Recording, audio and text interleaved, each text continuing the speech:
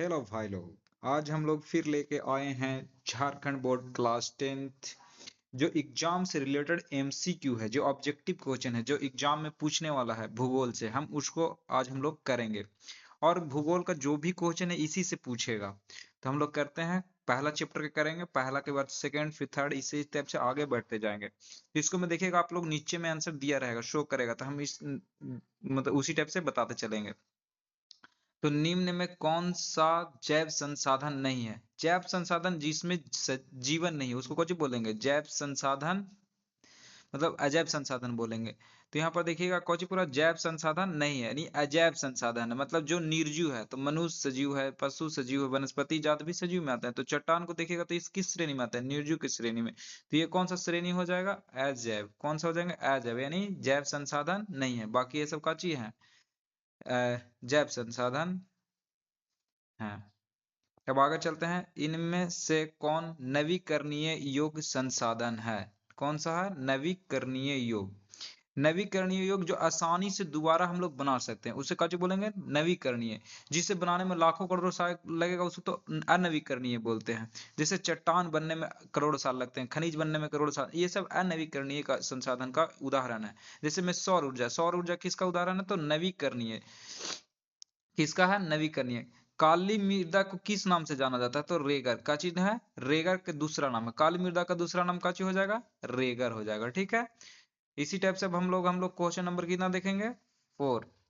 नई जलोढ़ मृदा से आप क्या समझते हैं? तो जलोढ़ मृदा है, ये जलोढ़ मृदा के दो भाग में बांटा गया है। एक को बोला गया है नई जलोढ़ मृदा, एक को पुरानी जलोढ़ मृदा। अब जो नई जलोढ़ मृदा है, जो नई जलोढ़ मृदा है उसको बोला गया है खादर। क्या बोला गया है? खादर। और पुरानी जलोढ़ मृदा को बांगर। तो नई जलोढ़ मृदा को क्या कहा जाता है? खादर। और पुरानी जलोढ़ मृदा को वांगर। क्वेश्चन नंबर 3 की और 5 की ओर चलते हैं। किस मिट्टी में लौह धातु की अधिकता होती है? तो लौह धातु का अधिकता किसको में होगी? तो लाल मिट्टी में। किसको में होगी? लाल मिट्टी में। लौह किस प्रकार का संसाधन है? लौह है से किस प्रकार का संसाधन? तो लौह देखिएगा आप लोग, तो लौह अयस्क से बनता है, जो लौह अयस्क बनने के लिए करोड़ साल लगते हैं। तो इस कौन सा हो जाएगा? अनवीकरणीय योग। अब अगले में है बांगर और खादर किस प्रकार की मिट्टी है? तो अभी कुछ देर पहले बताएं कि बांगर और खादर जलोढ़ मृदा का दो प्रकार हैं। किस प्रकार की मृदा को कंकड़ की मात्रा अधिक होती है? तो किस प्रकार की मात्रा में होगी? तो बांगर, जो पुरानी जलोढ़ मृदा है उसमें कंकड़ की मात्रा अधिक होती है। भारत के कुल क्षेत्रफल के कितने प्रतिशत क्षेत्र पठारी भाग है? तो जैसा आप लोग को पता है, जो भारत का दक्षिणी भाग है ये कौन सा है? पठारी भाग है। तो यहाँ पर जो पठारी भाग है वो कितना प्रतिशत है? तो 27% है, यानी 27%। समाप्यता के आधार पर संसाधन कितने प्रकार के हैं? तो दो प्रकार के हैं। कितने प्रकार के हैं? दो। पृथ्वी और अंतरराष्ट्रीय मतलब प्रथम अंतरराष्ट्रीय पृथ्वी सम्मेलन का आयोजन किस वर्ष हुआ था? तो 1992 में हुआ था। ये हुआ रियो डियो जेनरियो, और कहाँ? ये ब्राजील में हुआ है। तो पृथ्वी सम्मेलन की बात कर रहा है, अंतरराष्ट्रीय पृथ्वी सम्मेलन का जो ब्राजील में हुआ था 1992 में। क्वेश्चन नंबर आगे देखते हैं, इसी टाइप से। जिस भूमि पर खेती की जाती है उसे कौन सा बोल देंगे? कृषि योग्य भूमि। जिसके ऊपर खेती होगा उसको कृषि योग्य भूमि बोलेंगे। तो जो ऑब्जेक्टिव क्वेश्चन है वो हम लोग सिर्फ आज देखेंगे, जो एग्जाम में पूछने जाने वाला है। अब हम लोग देखेंगे दूसरा चैप्टर का ऑब्जेक्टिव क्वेश्चन। जो तो यहाँ पर दिया हुआ है चैप्टर नंबर 2 का क्वेश्चन है, निम्नलिखित में से कौन सी टिप्पणी प्राकृतिक वनस्पति जात और प्राणी जात के ह्रास का सही कारण है? तो कृषि का प्रसार भी एक मेन कारण है, कि जैसे हम लोग पेड़ पौधा काटते हैं तो इससे मतलब वनस्पति जात का हम लोग विनाश कर रहे हैं, यानी ह्रास कर रहे हैं। बृहत स्तरीय विकास योजना, इसके तहत भी देखिएगा तो हम लोग जैसे बड़े स्तर पर हम लोग कोई चीज भी विकास करेंगे तो पेड़ पौधों की मात्रा अधिक करती है, तो वनस्पति जात का इसको भी विनाश हो रहा है, प्राणी जात जो जंगल में रहेंगे उन लोग का भी विनाश होगा। अगला है पशु चारण और ईंधन लकड़ी एकत्रित करना, तो इससे हम लोग विनाश नहीं कर रहे हैं। जो सूखी लकड़ी रहता है उन लोग से लाते हैं हम लोग, तो आंसर इसका सी होना चाहिए। कौन सा होगा? सी। अब इनमें से कौन सा संरक्षण का तरीका समुदाय का सीधी भागीदारी नहीं करता है? तो कौन सा सीधी भागीदारी नहीं कर रहा? तो वन्य जीव पशु विहार का परिसीमन। वे जातियां जिनकी लुप्त होने का खतरा रहता है क्या कहलाती है? संकटग्रस्त। कौन सा है? संकटग्रस्त। लुप्त जाति का उदाहरण है एशियाई चीता। कौन सा हो जाएगा? एशियाई चीता। अब इसी टाइप से आगे चलते हैं। वन और बंजर भूमि जो सरकार, व्यक्ति और समुदायों के स्वामित्व के होते हैं उन्हें क्या कहते हैं? तो अब कृत वन बोलते हैं। निम्नलिखित में से किस राज्य में सर्वाधिक अस्थायी वन क्षेत्र हैं? तो सर्वाधिक जो वन है तो हमारे देश में मध्य प्रदेश में है। कौन सा राज्य में है? मध्य प्रदेश में है। निम्नलिखित में से कौन सा पक्षी द क्रिटिकल प्रजाति की श्रेणी में नहीं आता? तो क्रिटिकल अभी नहीं आ रहा है, तो मोर। निम्नलिखित में से किस जीव के लिए जैव विविधता बहुत महत्वपूर्ण है? मनुष्य के लिए। किसके लिए है? मनुष्य के लिए। काला हिरन निम्नलिखित में किस श्रेणी के जीवों का है? तो किस श्रेणी है? काला हिरन तो समझिए कि आजकल लुप्त प्रजाति में आ गए हैं। विभिन्न प्रकार की पौधे और प्राणियों के विभिन्न श्रेणियों में निर्धारण कौन सी एजेंसी करता है? तो कौन सा एजेंसी इसको में करेगा? तो अंतरराष्ट्रीय प्राकृतिक संरक्षण और प्राकृतिक संसाधन है। फिर इसी टाइप से हम लोग कर चलते हैं 111 मतलब क्वेश्चन नंबर 11। 1952 में भारत निम्न में से किस प्रजाति को विलुप्त घोषित कर चुका है? तो एशियाई चीता। हम लोग अभी कुछ देर पहले देखे एशियाई चीता। क्वेश्चन नंबर अब हम लोग देखते हैं। निम्न में से कौन भारत के वन और वन्य जीवों संसाधन के प्रबंधन का प्रभारी है? तो वन विभाग। कौन हो जाएगा? वन विभाग। अब इसी टाइप से देखते हैं। निम्नलिखित में से किस वर्ष बाघ परियोजना शुरू किया गया? तो बाघ परियोजना शुरू हुआ 1973 में। कब हुआ है? 1973 में। अब यहाँ पर है एक और क्वेश्चन है। निम्नलिखित में से किस राज्य में अस्थायी जंगलों के तहत सबसे बड़ा क्षेत्र है? तो सबसे बड़ा जो क्षेत्र है उस जंगल कौन सा है? तो कुछ देर पहले बताया था कौन सा है? मध्य प्रदेश। हिमालय। हिमालय में अब क्या है? तो अब भी एक औषधि है। क्या है? औषधि पौधा है। इसी टाइप से हम लोग देखते हैं 1991 में संरक्षित प्रजातियां की सूची में पहली बार किस प्रजाति को शामिल किया गया? तो किस प्रजाति को शामिल किया 1991 में? तो पौधे की प्रजाति को शामिल किया गया। क्वेश्चन नंबर 17 देखेंगे। निम्नलिखित में से कौन सा स्थानिक जाति का उदाहरण है? तो निकोबारी कबूतर स्थानीय जाति का उदाहरण है।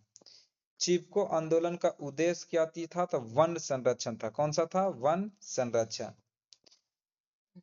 अब देखते हैं सरिस्का वन्य जीव अभयारण्य किस राज्य में है? तो सरिस्का जीव वन्य अभयारण्य राजस्थान में है। भारत में वनस्पति कितनी प्रजातियां पाई जाती हैं? वनस्पति प्रजाति की संख्या लगभग 47,000। सुंदरवन राष्ट्रीय पार्क कहाँ है? तो पश्चिम बंगाल में। कहाँ पर हो जाएगा? पश्चिम बंगाल में। बीज बचाओ आंदोलन बीज बचाओ आंदोलन क्या था? तो टिहरी के किसानों द्वारा बिना रासायनिक खाद के फसलों का उत्पादन करना था। अब क्वेश्चन नंबर 23 देखेंगे।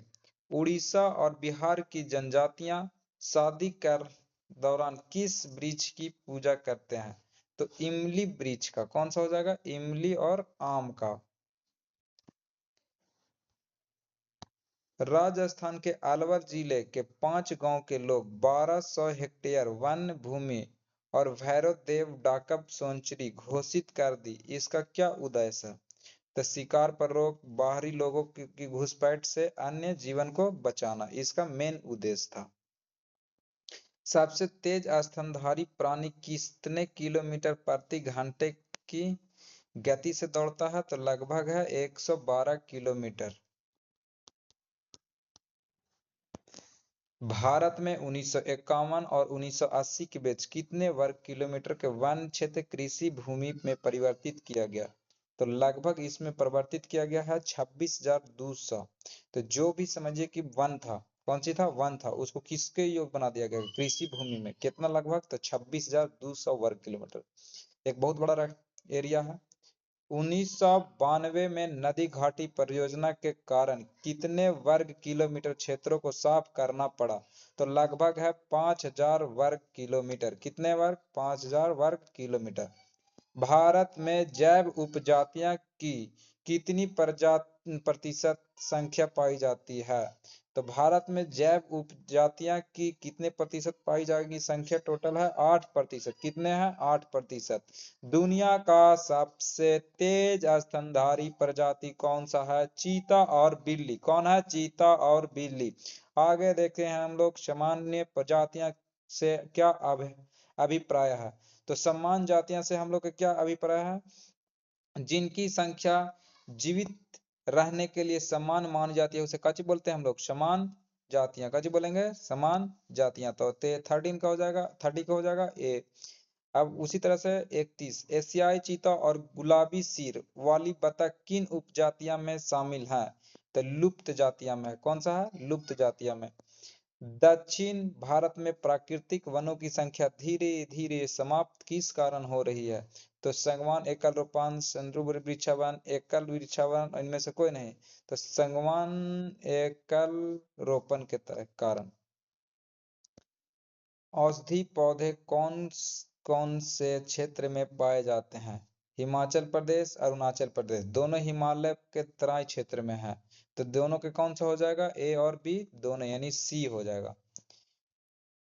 टैक्सोल नामक रसायन किस बीमारी के उपचार के लिए प्रयोग किया जाता है, तो कैंसर, कैंसर। कौन सा है, कैंसर। शांत घाटी की मुखली नर्सरी में आदिवासी युवतियों द्वारा किस प्रकार के पौधे लगाए जाते हैं, बांस के पौधे। पर्यावरण विनाश के मुख्य कारण क्या है, तो संसाधनों का असमान बंटवारा, असमान उपयोग, रख रखाव की जिम्मेवारी में असमानता, ए बी सी, यानी इनमें से सभी।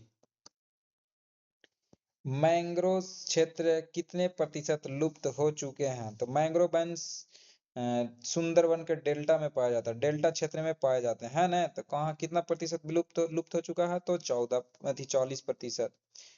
टैक्सोल नामक रसायन पेड़ों के किस भाग से प्राप्त होता है, तो कौन सा हो जाएगा, पेड़ों के छाल से, पत्तियां से, टहनियां से, उपरोक्त सभी। तो इसका आंसर हो जाएगा ये सभी। धरातलीय जल क्षेत्र कितने प्रतिशत प्रदूषित हैं, जो धरातलीय जल क्षेत्र हैं कितने प्रतिशत प्रदूषित है, तो 70%। मध्य प्रदेश में कौन सा राष्ट्रीय उद्यान है, तो कौन सा राष्ट्रीय उद्यान है, तो बांधवगढ़ राष्ट्रीय उद्यान। जिम कॉर्बेट उत्तराखंड में, सुंदरवन राष्ट्रीय उद्यान तो वेस्ट बंगाल में है। जिम कॉर्बेट राष्ट्रीय उद्यान अभी हम लोग बताएं कहाँ पे है, उत्तराखंड में। मानस मानस बाघ रिजर्व कहाँ हो जाएगा, असम में।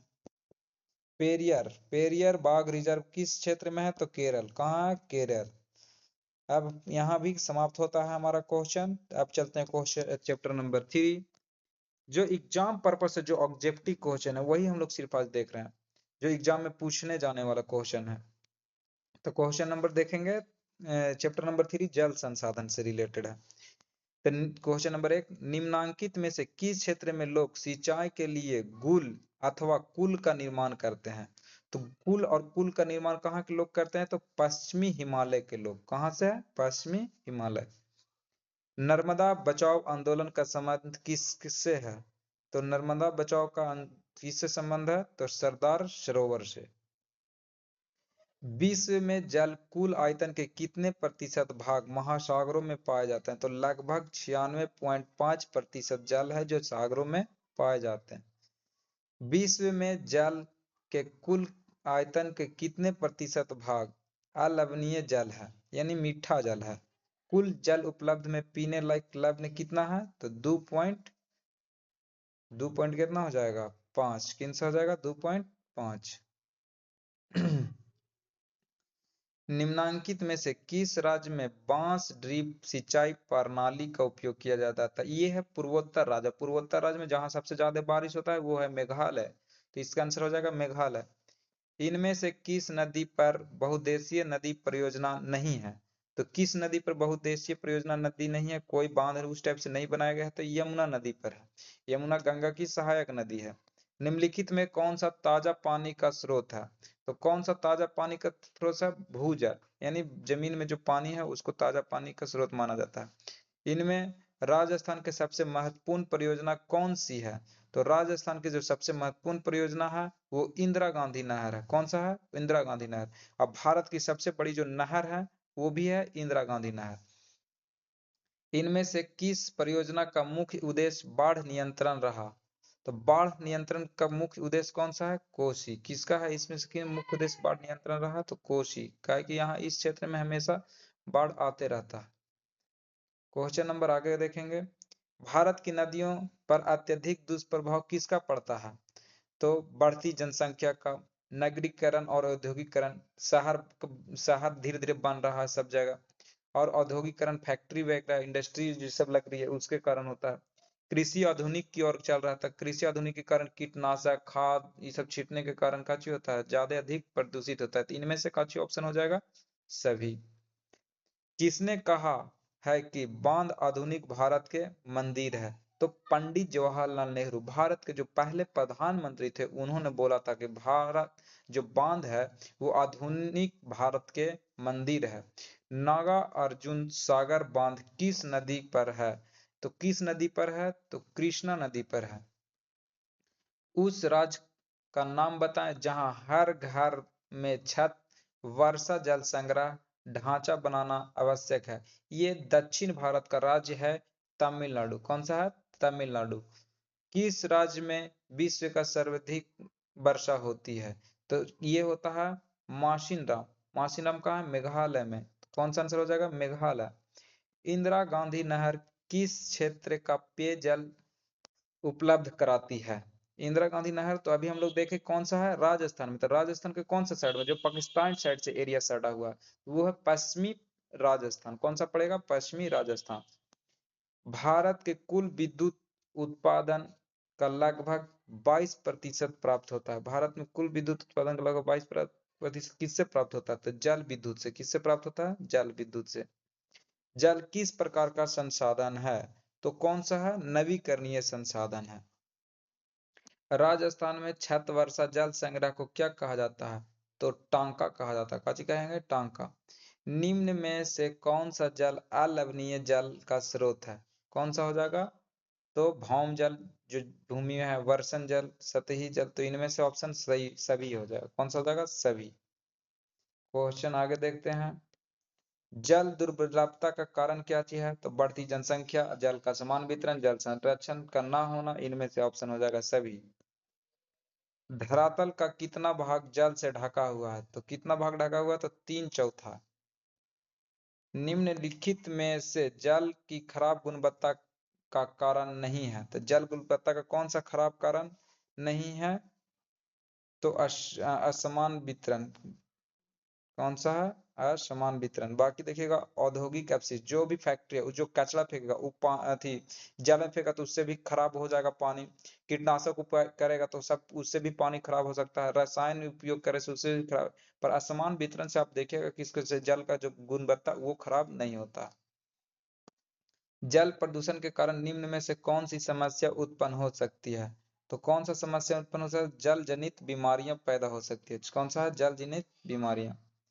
इनमें से कौन प्राचीन भारत के सबसे बड़े कृत्रिम झीलों में से एक है? तो सबसे बड़ा जो कृत्रिम झील है प्राचीन सबसे है तो वो कौन सा है? भोपाल झील। कौन सा हो जाएगा? भोपाल झील। भोपाल कहाँ की राजधानी है? तो मध्य प्रदेश की।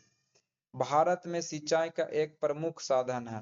तालाब भी है, तालाब से भी आप खेत की सिंचाई कर सकते हैं, तालाब से भी कर सकते हैं। नहर हो गया, कुएं, नलकूपे। आज तो मॉडर्न जमाना हो गया है, सब मोटर ले लिए हैं, उससे आराम हो जा रहा है। तो इनमें से कौन सी हो जाएगा? उपयुक्त सभी। वर्षण से पर्याप्त जल कैसा होता है? तो अलवणीय होता है। कैसा होता है? अलवणीय। यमुना नदी किन दो शहरों के बीच सबसे अधिक प्रदूषित होता है? तो एक तो दिल्ली है। कौन सा? दिल्ली। और दूसरा कौन सा हो जाएगा? इटावा। दिल्ली और इटावा के बीच सबसे ज्यादा प्रदूषित होती है। बृहद क्षेत्र में जल की उपस्थिति के कारण ही पृथ्वी को कहते हैं, कौन सा कहते हैं? नीला ग्रह। तो ऊपर समुद्र से देख अंतरिक्ष से मतलब ऊपर से देखने में जो पृथ्वी है वो कैसा दिखाई देता है, नीला। तो बृहद क्षेत्र में जल की उपस्थिति के कारण पृथ्वी कैसा दिखाई देता है, तो नीला, या नीला ग्रह किसको बोलते हैं, पृथ्वी को। निम्नलिखित में से किन कारणों में छात वर्षा जल संग्रहण खास करके राजस्थान में आमतौर पर की जाती है, तो पानी, जो पीने का पानी संग्रहित करने के लिए, तो इसका आंसर हो जाएगा सी। और शायद ऑप्शन अभी और है दो। जल संभार प्रबंधन क्या है, तो भौम जल का दक्ष प्रबंधन, धरातलीय जल संसाधन का दक्ष प्रबंधन, ये दोनों का आंसर हो जाएगा सी। भारत में जल का सबसे अत्यधिक उपयोग किया जाता है, तो किसमें, तो खेत की सिंचाई करने में सबसे ज्यादा, देखिए तो खेती में पानी का ज्यादा सबसे ज्यादा उपयोग होता है।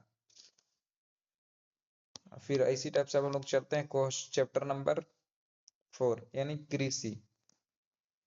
कौन सा है, कृषि। मध्य अमेरिका में झूम कृषि को किस नाम से जाना जाता है, तो मध्य अमेरिका की बात कर रहा, तो मध्य अमेरिका में किस नाम से जाना जाता है झूम कृषि, तो मिल्पा से। झूम कृषि जो एक फसल करके आदिवासी समुदाय के लोग दूसरे जगह चल जाते हैं, 4 महीना 6 महीना खेती किए, जलाकर पेड़ पौधे काट कर उसके बाद दूसरे जगह चले जाते थे, उसे झूम कृषि के रूप में इसे जानते हैं। निम्न में से रोपण कृषि का उदाहरण है, तो किसको हम लोग रोप के मतलब रोपण कृषि का उदाहरण कर दिया जा सकता है, तो इसको में हो जाएगा गन्ना। कौन सा हो जाएगा, गन्ना।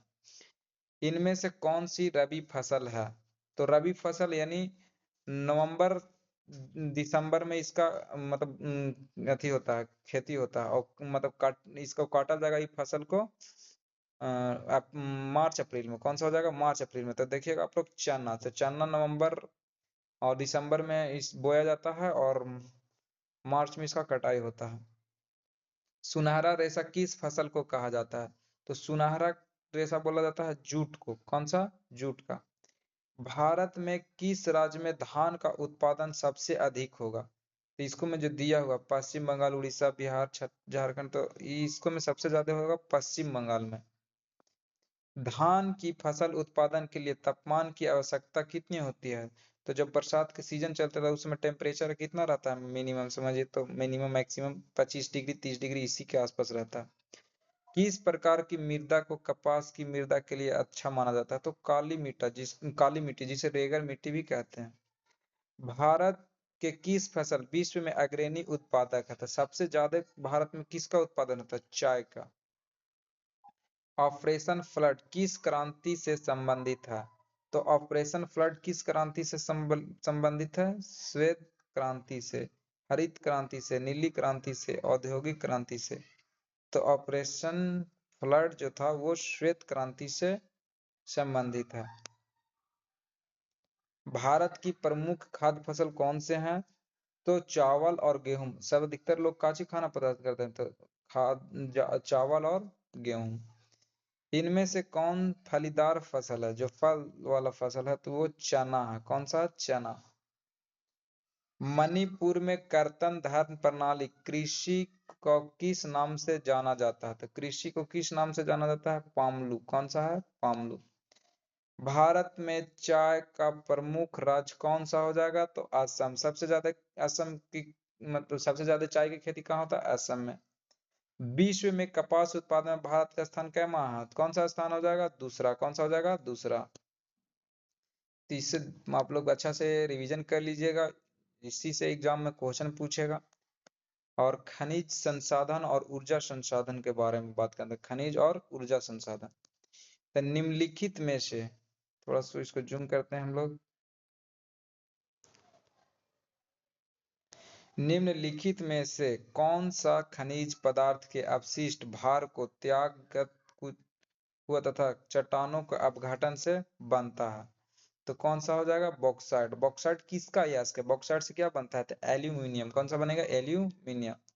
झारखंड में स्थित कोडरमा निम्नलिखित में से किस खनिज के लिए अग्रणी है, तो इसको में हो जाएगा अभ्रक। कौन सा हो जाएगा, अभ्रक। निम्नलिखित चट्टानों में से किस चट्टान के स्तरों के खनिजों का निक्षेपण और संचयन होता है, तो कयांत्रित चट्टान। कौन सा हो जाएगा, कयांत्रित चट्टान। अब आगे देखेंगे मोनोजाइट जो केरल के तट पर है। कौन सा है मोनोजाइट रेत, कहाँ पाया जाता है? तो केरल में। जो निम्नलिखित में से कौन सा खनिज पाया जाता है? तो थोरियम। इसको में कौन सा है? थोरियम। भारत का सबसे बड़ा बॉक्साइट उत्पादक राज्य कौन सा है? तो उड़ीसा। कौन सा हो जाएगा? उड़ीसा। कर्नाटक के लौह अयस्क खाने प्रतिशत इकाई है। कितना प्रतिशत इकाई है? तो खाने का निर्यात। क्वेश्चन इसको में थोड़ा सा हमको डॉट लग रहा है। कर्नाटक के लौह अयस्क खाने, जो लौह अयस्क के खाने हैं, कितना प्रतिशत इकाई है? थोड़ा सा ये वाला आप लोग को भी डॉट लग रहा है, इसको नहीं ये अति कीजिएगा। इसमें पवन महाशक्ति का दर्जा प्राप्त है। किसे पवन महाशक्ति का दर्जा प्राप्त है? तो भारत को। मैग्नीशियम नामक तथा ब्रोमाइन जैसे खनिज अधिकतर प्राप्त होते हैं। तो कहाँ से अधिकतर प्राप्त होते हैं? तो समुद्री जल से। किससे होंगे? समुद्री जल से। मतलब नमक ये सब कहाँ से प्राप्त होते हैं? तो समुद्री जल से। गुजरात का सबसे महत्वपूर्ण तेल क्षेत्र है। तो अलंकेश्वर। कौन सा हो जाएगा? अलंकेश्वर। अब आगे देखते हैं सर्वोत्तम प्रकार का लौह अयस्क है मैग्नेटाइट। कौन सा है सबसे अच्छा क्वालिटी का लौह अयस्क? मैग्नेटाइट। कौन सा है? मैग्नेटाइट। बॉक्साइट से क्या प्राप्त होता किया जाता है? बॉक्साइट से क्या प्राप्त होता है? तो हम शुरू में ही बताएं क्या चीज प्राप्त होता है? एल्यूमिनियम। अब आगे देखते हैं तमिलनाडु में लिग्नाइट भंडारों का प्रयोग मुख्यतः किया जाता है विद्युत उत्पादन। विद्युत उत्पादन में। किसमें? विद्युत उत्पादन में।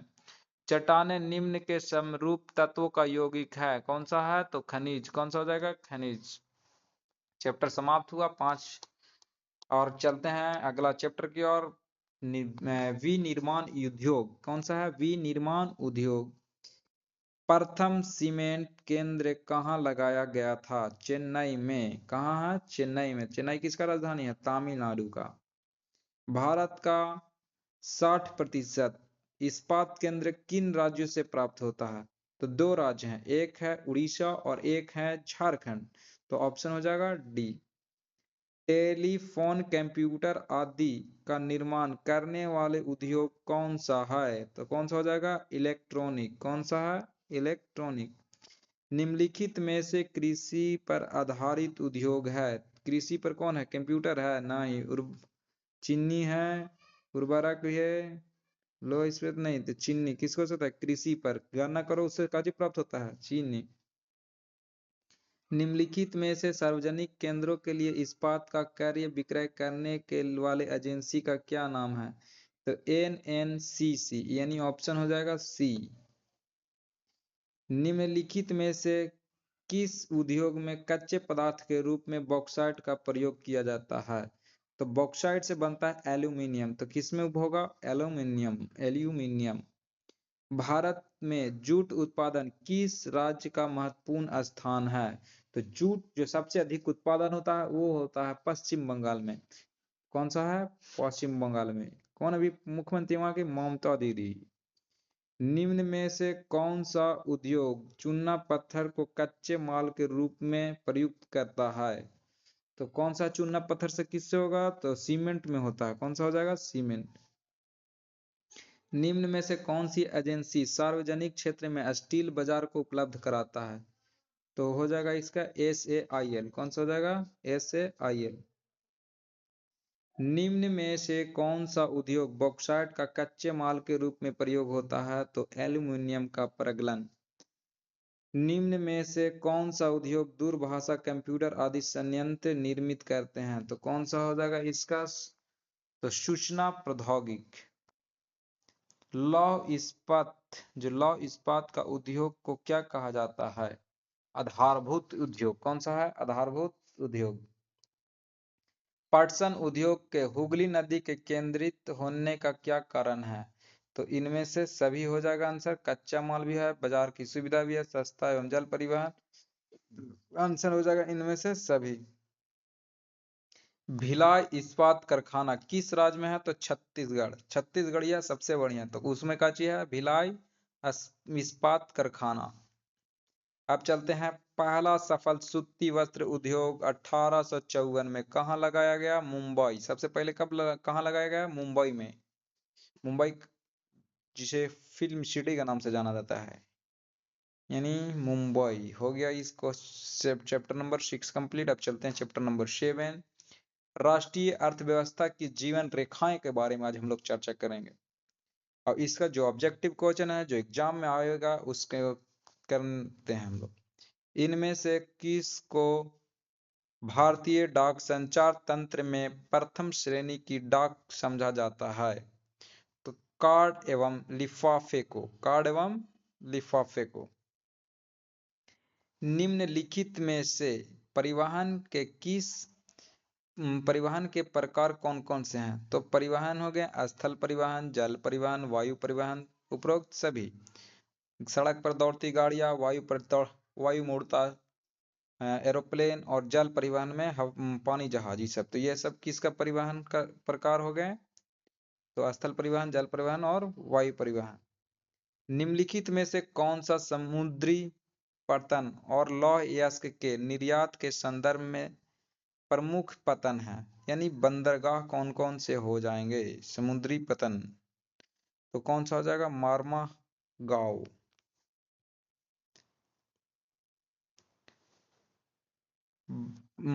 भारत में प्रकाशित समाचार पत्रों की सबसे बड़ी संख्या निम्नलिखित में से किन भाषा में है? तो हिंदी में। सबसे ज्यादा भी भारत में बोलने जाने वाला जो लैंग्वेज है वो हिंदी है। निम्नलिखित में से स्थल परिवहन का प्रकार कौन सा है? तो स्थल जो परिवहन का प्रकार है तो कौन सा हो जाएगा? रेल परिवहन तथा सड़क परिवहन दोनों हो जाएगा। तो ये सब दिया हुआ ऑप्शन में आंसर कौन सा हो जाएगा? सी। कौन सा हो जाएगा? सी। निम्नलिखित में से परिवहन का कौन सा साधन वाहन हानियों तथा देरी को घटाता है? पाइपलाइन। कौन घटा देगा? पाइपलाइन। भारत में सड़कों की सक्षमता के आधार पर कितने वर्गों में बांटा गया है? तो 6 वर्गों में। सबसे लंबा राष्ट्रीय राजमार्ग कौन सा है? तो राष्ट्रीय राजमार्ग संख्या 7, NH7। कौन सा है? NH7, national highway 7।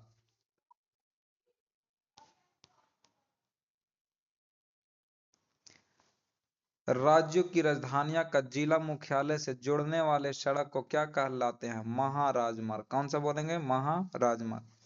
निम्नलिखित में कौन सा परिवहन साधन भारत में प्रमुख साधन है? तो सबसे भारत में जो प्रमुख साधन है वो कौन सा हो जाएगा? सड़क परिवहन।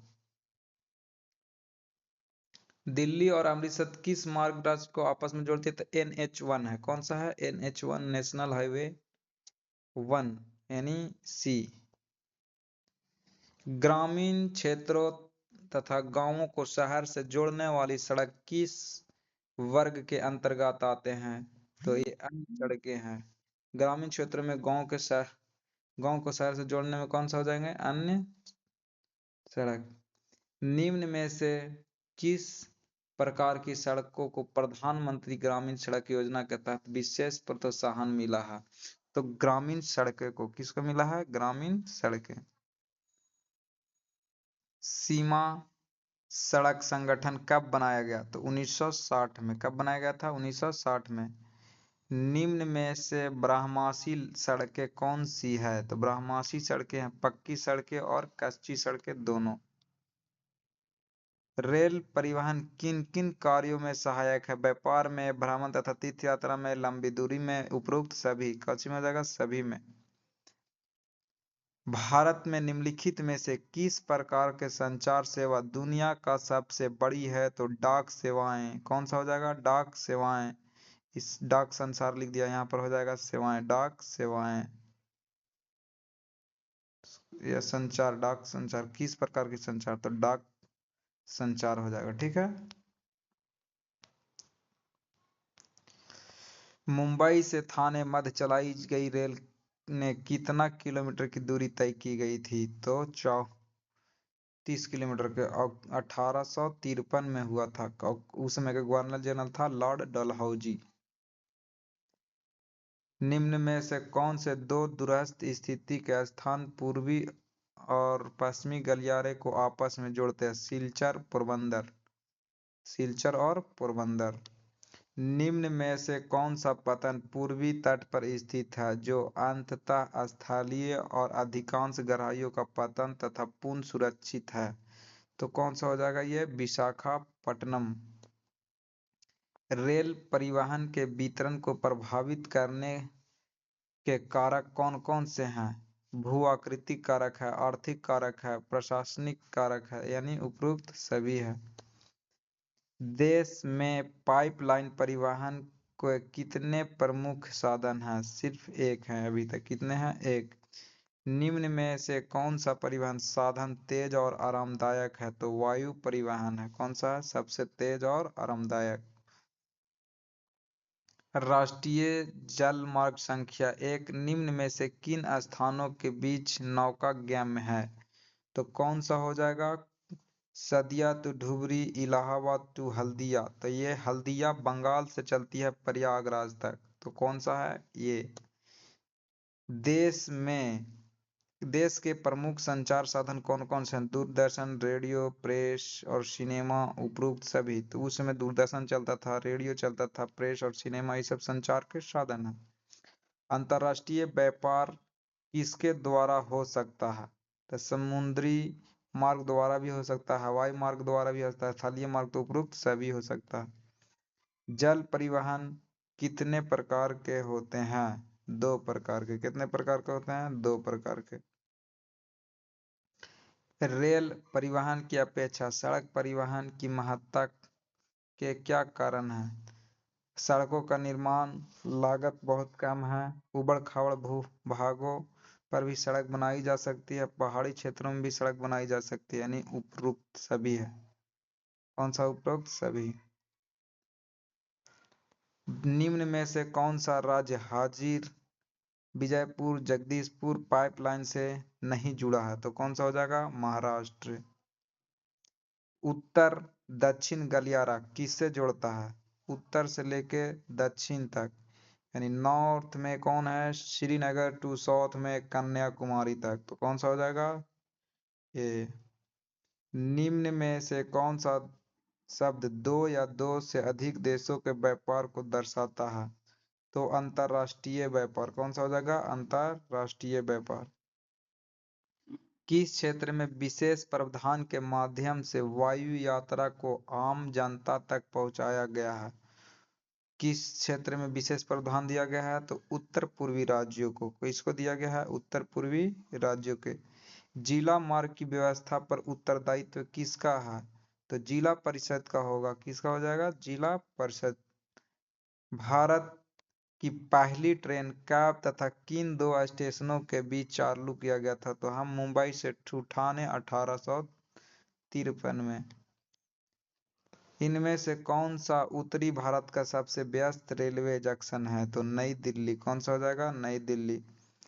इनमें से नया परिवहन का साधन कौन सा है? पाइपलाइन नया परिवहन है। कौन सा है? पाइपलाइन। और है क्वेश्चन, सबसे सस्ता परिवहन कौन सा है? तो जल परिवहन सबसे सस्ता परिवहन होता है। कौन सा होता है? सस्ता परिवहन। उत्तरी रेलवे का मुख्यालय कहाँ है? तो दिल्ली है। कहाँ है? दिल्ली। भारतीय एवं विदेशी फिल्मों को प्रमाणित करने का अधिकार किसे है? तो किसे? केंद्रीय फिल्म प्रमाण बोर्ड का है। किसको हो जाएगा? केंद्रीय फिल्म प्रमाण बोर्ड। अब पवन हंस हेलीकॉप्टर लिमिटेड किन को अपनी सेवाएं प्रदान करता है? तेल एवं प्राकृतिक गैस, रक्षा मंत्रालय, सेना, पड़ोसी। तो इसका आंसर कौन सा हो जाएगा? तेल और प्राकृतिक गैस। कौन सा है? तेल और प्राकृतिक गैस आयोग। हाल के वर्ष में भारत इनमें से किसके निर्यात के माध्यम से सबसे ज्यादा विदेशी मुद्रा अर्जित कर रहा है? सूचना और प्रौद्योगिकी के अंतर्गत। ठीक है, क्वेश्चन समाप्त हुआ। इसी क्वेश्चन से आएगा, जो भी आना रहेगा इससे बाहर क्वेश्चन नहीं आएगा। आप लोग अच्छा से रिवीजन करते रहिए, क्वेश्चन को लिख लीजिए ताकि इससे बाहर क्वेश्चन नहीं आ सके। ठीक है, थैंक यू, बाय बाय।